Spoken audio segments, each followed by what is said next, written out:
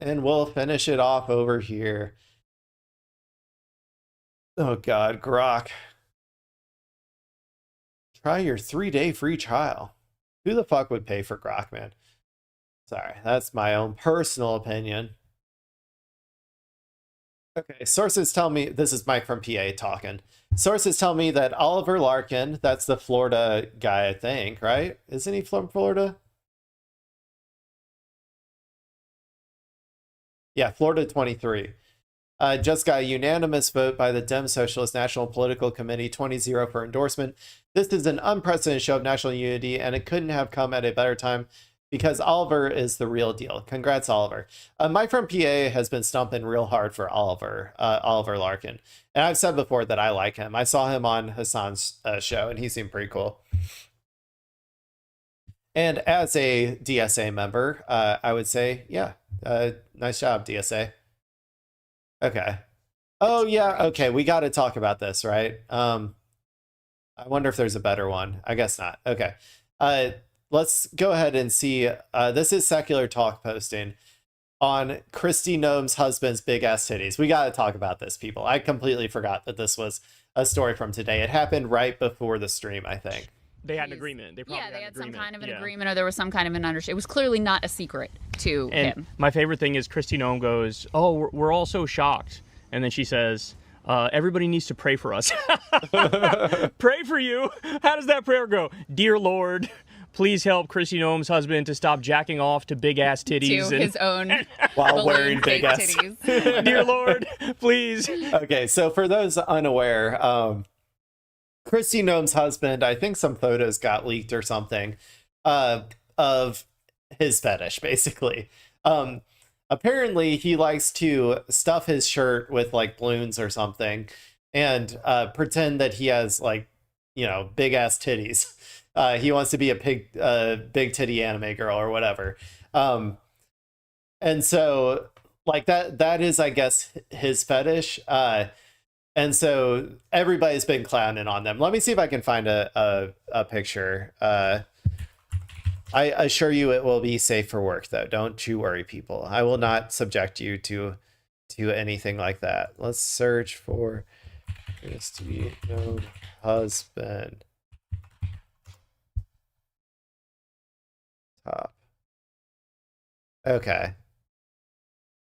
This one will do. This one will do. This is him. This is something he liked to send these messages, I think, to like sex workers, basically. So he would take pictures of himself like this. I think he would get off on it, sending it to someone or sending it to a sex worker. And so yeah, this is him, people. This is what he's into. So anyway, I'm gonna keep playing this now. Christy Noem's family needs help. He can't stop putting in some big ass titties. Why would we pray for you? She said that. Dear Lord, like what? The God's looking through the prayers he gets. Like, okay, kid with cancer, war, family got murdered, and it's like big ass titties. Balloon titties. He's like, I'm gonna help this one. Hot pants and balloon titties.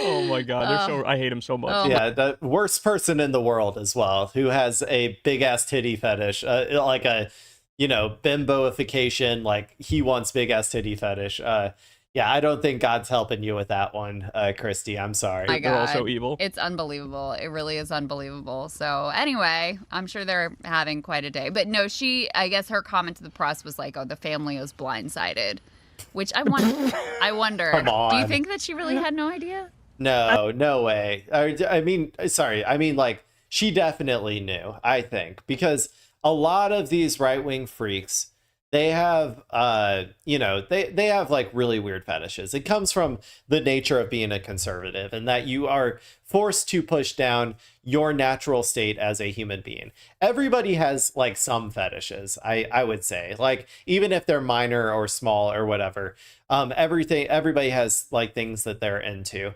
The problem with conservatives is that they are never allowed to, they are never allowed to be accepting of their fetishes as like a healthy way to enjoy sex or whatever, right? Like any sort of fetishization like really is like maximized to the nth degree, because they force themselves into this like specific caricature of a person that conforms essentially with white supremacist ideals or whatever, like the nuclear family, being the head of the household, you know, being strong and macho and all that sort of stuff, right? All of that leads to them essentially just going fucking nutty mode when it comes to their fetishes, and they go, yeah, they usually find some weird stuff. I mean, it's not exactly something like, if you're trying to hide something from somebody, it's not like everybody in the family knows. Like the kids are like, there goes dad again, he's walking around the house with his big ass teeth. He's walking around the house with his teeth. Nah, that's a funny picture, but I assume that she knew, but I don't assume that he was, you know, like doing it, like I assume that he was doing it in a locked room while like they were out of town or whatever. Like I bet that she would be like, okay, we're gonna have a you know, a family vacation, but your dad has to stay home and work or whatever. I'm sorry, kids. And then they would all go on their like weekend trip or something, and that would be his opportunity to really, you know, to really let it fly or whatever, if you know what I'm saying. Okay, I'm gonna go ahead and move on now though, but that was pretty funny. That was a good one. I'm gonna like that video. This is too long. I wanted to talk a little bit about Hassan Piker. If you don't know who Hassan Piker this is kind of what I was talking about earlier with all the manufactured outrage against Hassan. I'll see what he has to say. I think that he's been a little, honestly, like I feel like he could be more aggressive in pushing back on this. But I guess he doesn't have, like, he is a politician, not necessarily a, you know, but I think that messaging wise, he could benefit from being a little bit more aggressive in his pushback. well, you probably don't do Twitch in the middle of the day. This is a guy who spends like 8 hours a day talking to a massive audience of people. And in politics, we talk a lot about talking to people. That's why I've gone to 90 different cities, 300 public events, because I want to listen and talk to people. But there are a lot of people who don't show up to political events, a lot of people who don't tune in to the usual political channels, the CNNs, the MS Nows, the PBSs, you name it. And it's because they feel locked out of our politics. The kind of folks who Hassan Piker talks to every day, they're people who have been hit hardest by the structural decimation of our politics. Now, those are some big words. But what I mean by that is the fact that people are just locked out. They're worried about whether or not there's going to be a job for them in the future with AI breathing down our necks. They're worried about the price of gas. They're worried about why our politicians. Well, not only that, but leftists in general have been pushed like to the side. Like they have been basically pushed out of the entire political process since the post New Deal era, right? The New Deal was the last situation where leftists had any semblance of power. They had during like to get the New Deal passed, there was a large conglomeration of socialists, communists, just generally leftists, anti-capitalists, trade unionists, and a public that was like, we need solutions now, and we haven't tried this before. Basically, that was like the whole all of that came together to pass some of the best legislation that America has ever passed, like the Medicare and Social Security, essentially, right? And after that, all of those groups that I just told you about were systematically destroyed by the capitalists. They were one by one disempowered. Unionization was brought down to like incredibly low levels. The Red Scare happened, and then all of the communists were purged from every position of power. All of this happened to then make it impossible for leftists to essentially get any sort of like good policy across the finish line for essentially honestly the next like 60 years or so. But so basically people who have left politics or generally like I feel really bad for them, especially like the people who basically were born into that like situation and still like read all of the left politics, but had no vehicle whatsoever for gaining any sort of power. At least now we're starting to see see some of them gain power. And so they've been essentially out in the wilderness forever. And there's a vast group of people who never quite felt at home in either the Democratic or Republican Party, but generally align with left politics. Like that's where their moral compass and conscience is. And so they're kind of just now finally starting to come to like the realization of this is what we've been looking for the whole time. And that's kind of what's going on, I think, to some extent. Seem so interested in taking us into yet another global war rather than figuring out how to make sure that we can afford things like housing or gas or electricity or you name it here at home. They're worried about what might happen if they get sick because they've got a deductible that's $6,000 and they only make $6,000 every single month. These are folks who feel like our political conversation just isn't about them because guess what? It's not. And I want to be having conversations with those folks. Now, a lot of times in our politics, we're told that we can't actually talk to these people, that they're not worth talking to, that because they talk to folks who may say things that you might disagree with, then, well, they're just not worth reaching out to at all.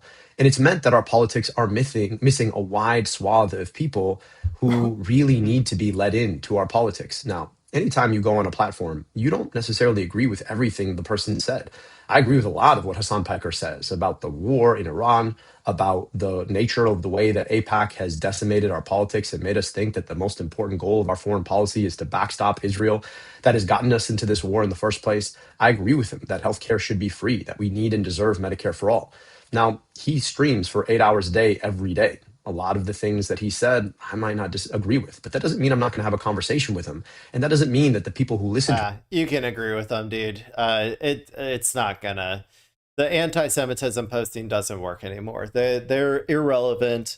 All those people who are chirping about anti-Semitism do now, ironically, is increase the amount of actual anti-Semitism in the world. That's all they do. All of these, ADL people who claim to speak for all the Jews and all that sort of stuff. All they do now is just increase anti-Semitism like left and right. So, yeah, you don't have to disavow the shit he says at this point. Because most people, anybody who actually watches Hassan knows like generally what he stands for. Props to CNN Elex Michelson for having at Hassan the Hun on and letting him speak in his own voice, his own words, rather than ventriloquized or quoted out of context by pro-Israel politicians and pundits. 100%. We watched this earlier. What I thought was the most impressive to me is that he didn't constantly interrupt Hassan and try to make it like turn it all back on the Cuban government or whatever during this thing, which I think was good. Way to go, CNN. You are capable of doing an actual interview that isn't, unhinged and biased, apparently. Do it more often. Oh, first federal endorsement, DSA. We are excited to announce our first federal endorsement. This is what we kind of saw earlier. Oliver Larkin is taking, of 2026, is taking on one of the most warmongering Democrats in Congress, and DSA is proud to endorse him. Hell yeah.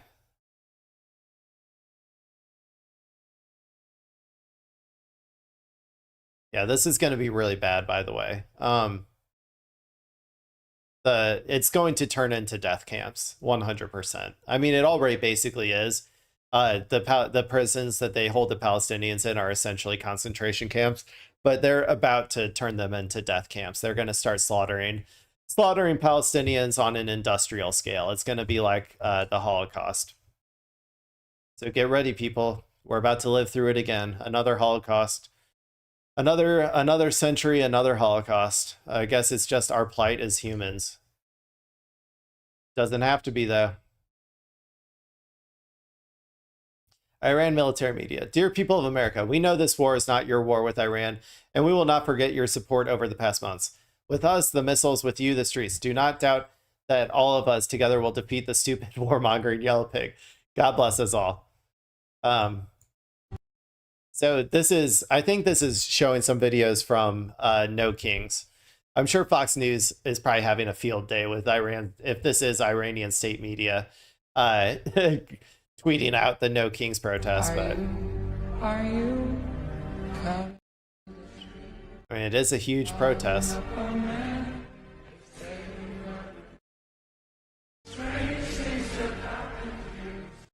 Yeah, I probably can't listen to that, but yep. Well, they're registering our discontent. Hitler. Yeah, I mean, dude, we're getting there, people. We're getting there. The mass movement is great. Mass mobilization is great. Get used to this. We need to use it to bring capital to a halt. That's what we need to do. People just need to be prepared to go on, like, do this, but go on general strikes. Like, do it on a work day. See how quickly our politicians change their tune if you start doing this shit on a work day and start skipping work, because yeah. Anyway, Brad Lander, so humbled to have Zohran Mamdani's support. Together we'll build a city and country that puts working people first. Count on you to help us compete with Goldman's massive personal wealth and super PAC money. Now let's watch this. I look at Brad as someone who we can trust to not only help to ensure that we're defeating Republicans, but also that we're electing better Democrats. And I would be so proud. So proud. Those two things are intrinsically tied together. You cannot do one without the other. You need better Democrats to defeat the Republicans, people. That's something people really need to understand. To not just know Brad as my friend, to not just know Brad as another guy that I city biked with, but to know Brad Lander as our congressperson. And looking at him, I see an opportunity not just for New York City to have a congressperson who knows what to fight against, but also a congressperson who knows what to fight for. With that being said, I have very exciting news, which is to tell you that in federal races, your donations are matched 0 to 1. So every dollar you give is all he's going to get. And I say that to say that it is ever more important for you to give whatever it is that you can, to ask anyone it is that you know, to support. I'm sure. I think I don't know the other candidates in this race. Brad Lander is an interesting person, right? Because he was one of the people who I think left the DSA after October 7th, right? Like, I mean, that's something we shouldn't forget. Like, he was unable to rectify the contradictions in his head, and it led to him making a bad decision of, like, you know, leaving the DSA for standing up against the genocide, right? Because the DSA, the members of the DSA knew on day one, like, what this was going to turn into, and they were trying to stop the genocide from happening on day one, and he did not, right? So that is something we should remember. On the other hand, he is heads and tails better than most Zionists that I've ever seen. I don't know if he classifies himself as a Zionist at this point. I would kind of hope he doesn't, because, like, I think at this point, most people understand Zionism as fascism, it's Nazism, it's all the same thing. So I would hope that he's not a Nazi, like, he's not a Zionist Nazi. But you know what? I don't know. He is a Jewish person, so he may have feelings about Israel that are a little bit repugnant. I don't really know for sure. I do think that he has said that he is against sending any more weapons to Israel. So there's that. And in general, I tend to trust Zohran. I would probably tentatively trust him, like tentatively. But I am a little bit skeptical, to be honest. I won't lie that I'm a little bit skeptical of Brad Lander. But okay, let's see, 2:15 or 2 hours and 15 minutes. I'm gonna try to find a funny one, and we'll see what we find. And that'll probably be the last one, people. And at the end of the day, I think that if there are people in Iran who now, given everything that's happened, are willing to move in a different direction for their country, that would be great. Imagine in Iran that instead of spending their wealth, billions of dollars supporting terrorists or weapons, had spent that money helping the people of Iran, you'd have a much different country. So we are always hopeful that that would exist. Yeah, I watched this interview, I think. Yeah, and this Power to the People says, imagine if instead of spending trillions on war, the US spent that money on its people. We'd have a better country and the world would have peace. That's true.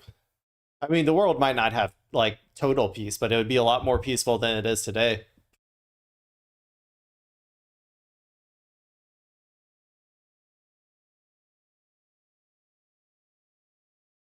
What's this? Jasper Nathaniel. Just reached 900 paid subs, 100 more, and I get an orange check. And the Substack algo starts recommending my stuff. I work very hard to report on the occupation with unparalleled detail and context. If you want to support my independent journalism, consider upgrading at 20% off. Jasper, and Sam Sear says, Jasper provides invaluable reporting. Support it. We need more of this. I assume that this is the guest probably that came on the majority report, if I had to guess.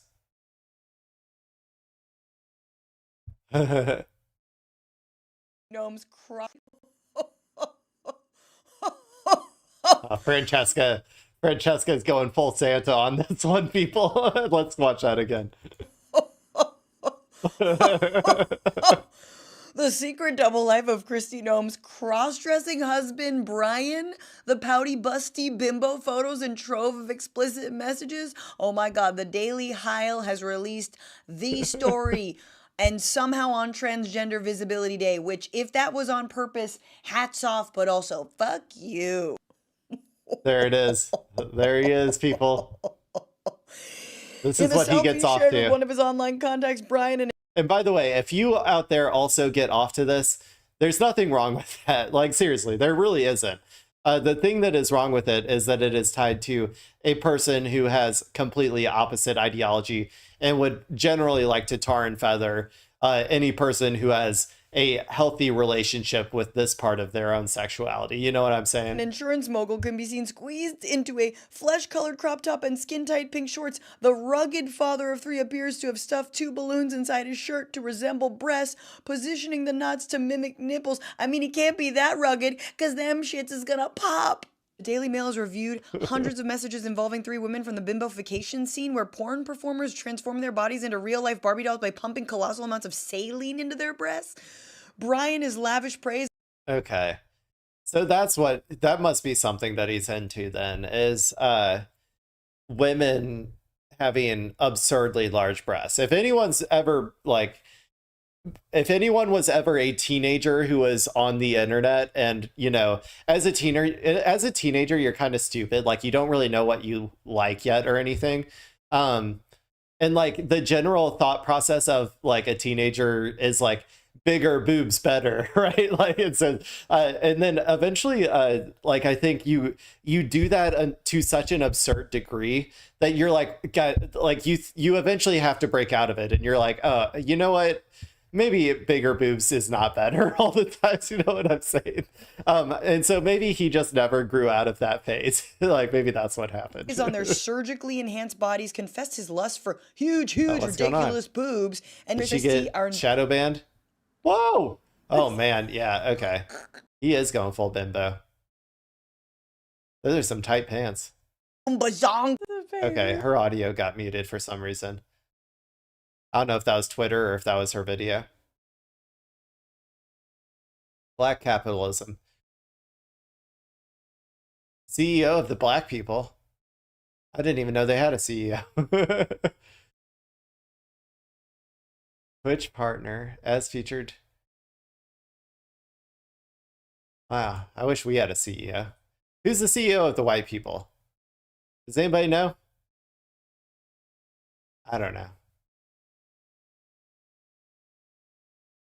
Definitely not Bill Maher.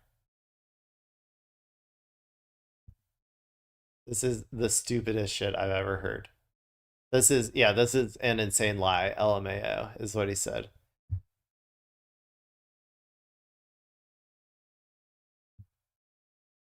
Yeah, this was an insane. Okay. 8 minutes though. I can't. Maybe tomorrow. I'll talk about this maybe tomorrow. More Hassan content. Everybody loves Hassan content, right? It's not like there's more serious shit going on than insane people trying to call everyone under the sun anti-Semitic. Okay, this is Walter Masterson, I believe. Which, am I following him?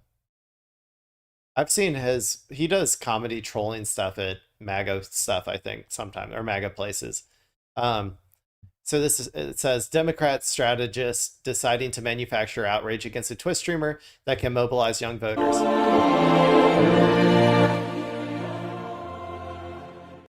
I don't know if I can listen to that. Yeah.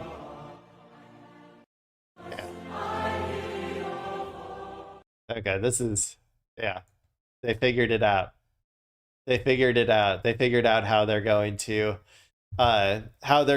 successfully destroy the Democratic Party and ensure that they lose to whatever fascist comes after Trump. That's what they finally figured it out. Guys, they did it. The Democrats will never win again. They succeeded.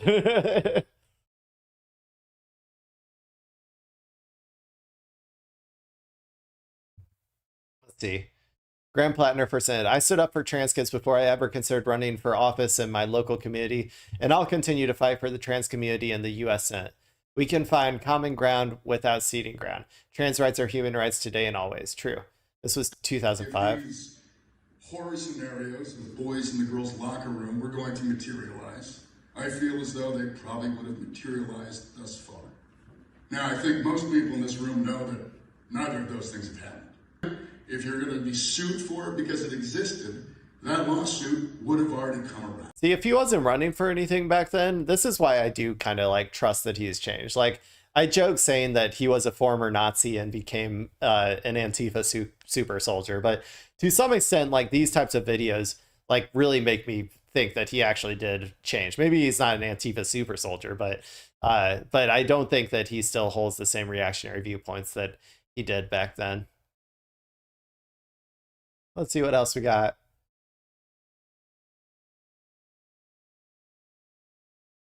Whoa, did our woke queen, Marjorie Taylor Greene, did she dye her hair, guys? She went brunette. What happened? Did she, like, as soon as she got out of, I'm telling you, man, she's dropping the whole MAGA act. Like, she used to have the bleach blonde hair, but ever since she became woke and then dropped out of Congress or whatever, she's starting to turn back into a normal person, I think. Let's see what she has to say. There's no surprises with Thomas Massey. I just read what Emma said up here. Okay. We'll watch it real quick. He is proven. Our MAGA queen, or our woke queen, may have had a MAGA relapse in this video. He's proven in every single way. He's not going to sell you out. He cares about your farms. He cares about your business. He cares for your right to bear arms and for the government to never be able to take that away from you, no matter what they come up with. He sincerely has been tested and he's proven. But you know who has not been tested? His opponent. His opponent that is literally propped up and funded by 3 Jewish billionaires. Now, look, I'm not anti-Semitic. Yeah, yikes. I don't care what people's religion are, but these 3 billionaires that are funding. If you didn't care, then you didn't have to say it. You could have also, if you wanted, like, to come at this from a left perspective, if they are aligned with the Zionist project of Israel, the colonizing of the land of the Palestinians. Like, if that's what they are aligned with, then that's what you should say. You don't have to say Jewish. This opponent against Thomas Massey don't even live in Kentucky. They don't even have a home in his district. And their loyalty is to Israel, not the United States of America. And that is so public. That information is... Yeah, I mean, that part, like, you can say. I mean, I don't care about the whole, like, I know there's a whole dual loyalty argument or whatever, but, like, these people are generally more aligned with the state of Israel than they are with the working class of America. I mean, I'm sure they're aligned with the Epstein, pedo elites of America, but the Epstein pedo elites are much more aligned with, the state of Israel than they are with the working class of America. So, okay, so yeah, our woke queen, our woke icon, Marjorie Taylor Greene, had a little bit of a relapse in this video, a little bit of a MAGA relapse, but I still believe. I want to still believe that she can be the woke queen that we always knew that she could be. Okay, let's keep going.